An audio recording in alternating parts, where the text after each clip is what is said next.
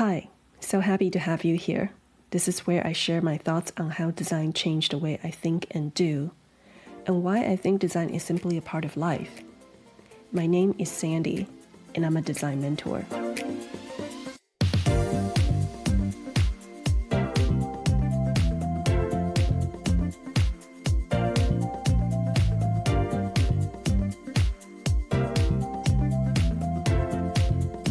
Since this is the first episode, I'd like to share a little bit about myself. I've been in design for the past 20 years, and I was primarily based in New York City for both my studies and my career. Now, people here in New York, they think, oh, of course, you're a creative from New York. But I actually never planned this, and it was really a happy accident. Before the age of 13, I lived in Taiwan. I spoke, read, and wrote only in traditional Chinese. Growing up, I was always reading, writing, making up stories, and coming up with games to play with my sisters. I was a creative and sensitive kid. After turning 13, I followed my older sister's footsteps and moved abroad to the US to attend a boarding school. Now, I know when anyone mentions boarding school, a stereotype comes up. Wow, your parents must have not wanted to be with you. Wow, you must have been a difficult kid. Truthfully, both accounts could not have been more untrue.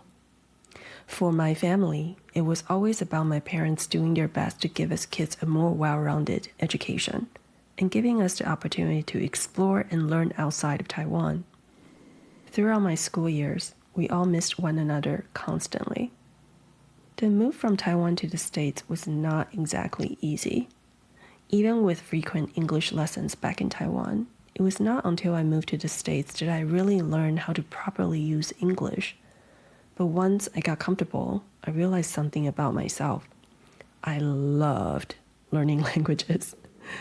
I noticed at an early age that learning a language allowed me to get access to the culture. There are certain nuances and expressions that stay with a particular culture, and it's exhilarating to be able to understand and feel them.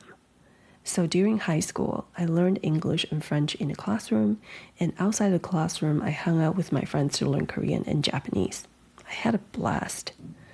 I realized the world was so diverse, yet in between all the differences, there are always strings of similarities tying us together.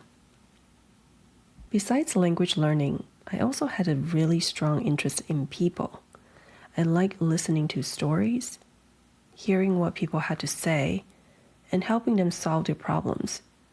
Because of this, when it came time to choosing a major for college, I leaned towards psychology. I thought I'd become a pretty good therapist. Well, things didn't really go as I planned. The act of being a supportive listener was still my strength, but the first year of studies in psychology didn't turn out to be.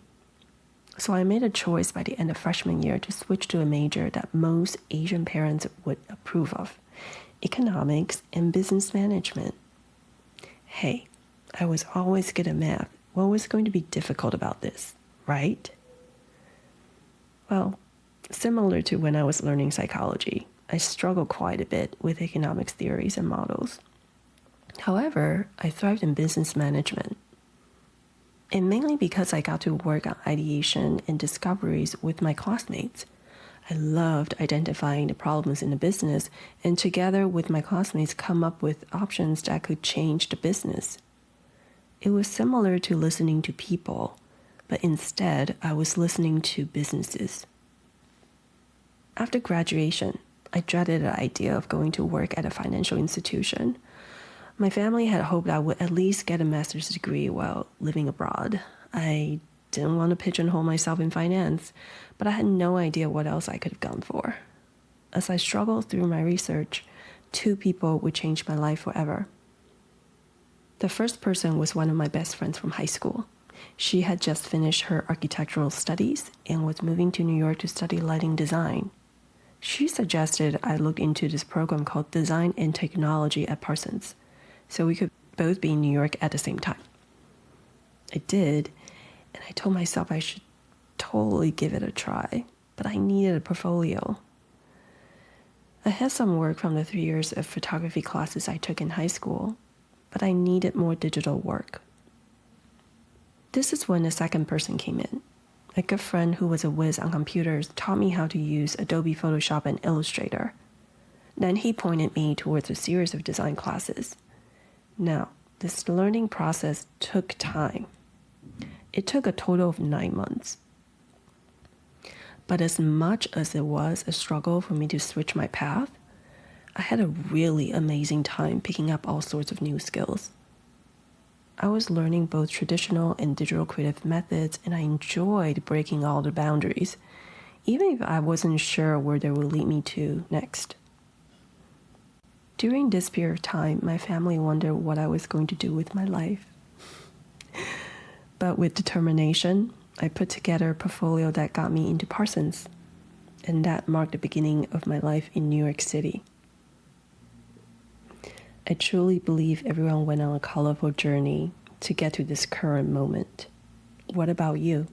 What was your journey like? Next time, I will share the path of my design career and how I became a design mentor.